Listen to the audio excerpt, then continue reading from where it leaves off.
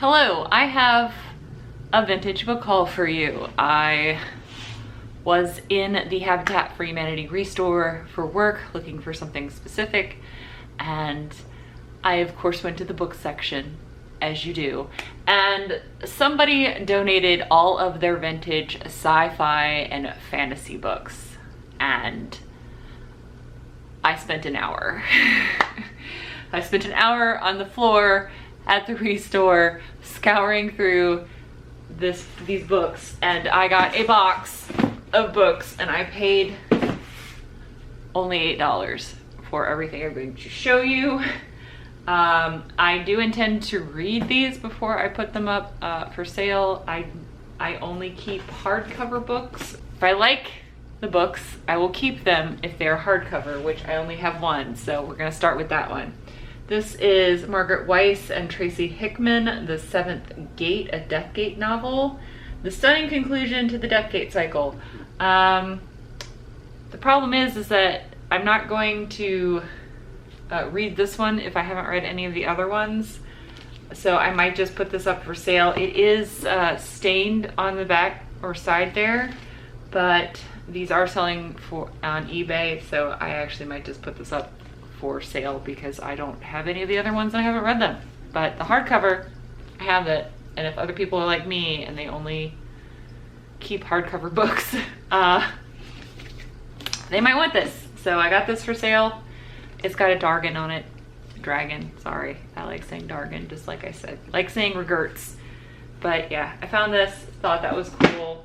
And then I have the entire Dark Sword trilogy by the same authors, Margaret Weiss and Tracy Hickman.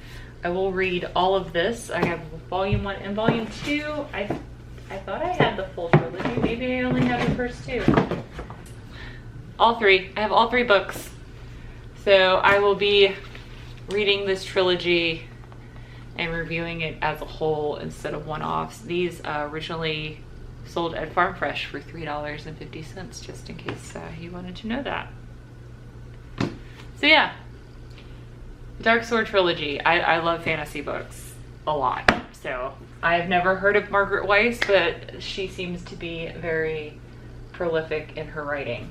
Now, another trilogy I picked up because I love this woman with my whole heart as far as her writings go. I actually have a tattoo to commemorate one of her books. So this sword is Need, which is By the Sword by Mercedes Lackey, which is the trilogy I picked up. This is Mercedes Lackey's The Last Herald trilogy. So Magic's Pawn, Magic Promise, and Magic's Price. I have not read this trilogy.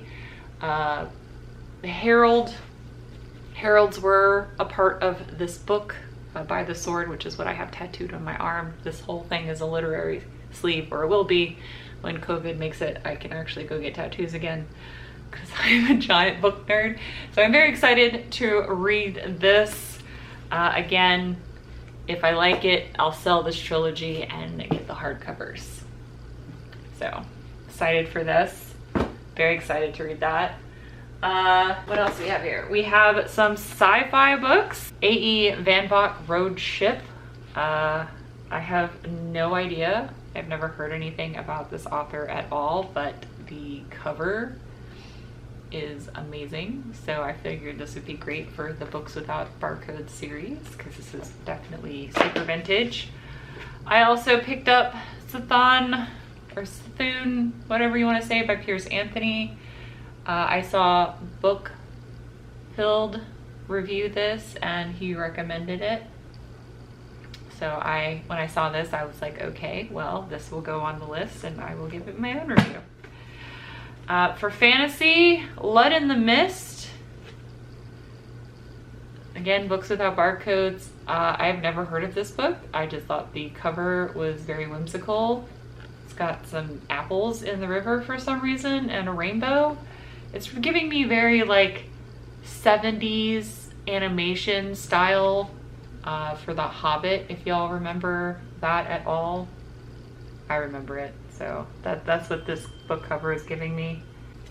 What else do we have here? We have The Nightland by William Hope Hodgins. I have both volume 1 and volume 2. These are also books without barcodes, but look at the covers. Look at them. Again, just a very cool artwork. These have reviews by H.P. Lovecraft on them. I don't know, the covers just looked really cool. This writer also seems to have good reviews, so I picked it up to read. I also picked up James Brock Campbell's The High Place, which is another introduction by Lynn Carter. I'm gonna have to look up that. I think this is another fantasy novel, but I just really liked the very bold colors, the jewel tones. It looks like an angel and demon type of book, which I found interesting. Then we got some Tad Williams here, which is a prolific fantasy writer. I have the Green Angel Tower Part 1 and Part 2, which are some very thick books. So I will have to review these together when I have time to read such a girthy volume. These are 800 pages a piece. So don't know when I'm gonna get to that, but I have them now. And then the Dragonbone Chair, which is book 1 of Memory, Sorrow, and Thorn. Again, this is another thing where I will read it, and if I like it, I will buy the hardcovers. But again, just really liked the artwork. I like it when they have like these windows and then you open it up and it's like tragedy inside. That means that probably you're gonna get into the book and there's gonna be some good stuff inside too. But never read Tad Williams. I look forward to reading those. And then, as we talked about, Mercedes Lackey, I got 2 other books by her. I did not know she wrote sci-fi. So we have The Chrome Born, which is kind of like sci-fi and also fantasy together. But I saw this and thought it might be interesting to read.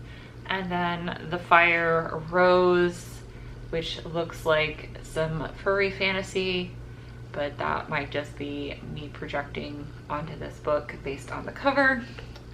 But yeah, I bought 1, 2, 3, 4, 5, 6, 7, 8, 9, 10, 11, 12, 13, 14, 15, 16, 17, 18 books for $8. Pretty happy with this. I don't know when I'm gonna have a chance to read all of these, but I guess stay tuned for those reviews. Until then, bye.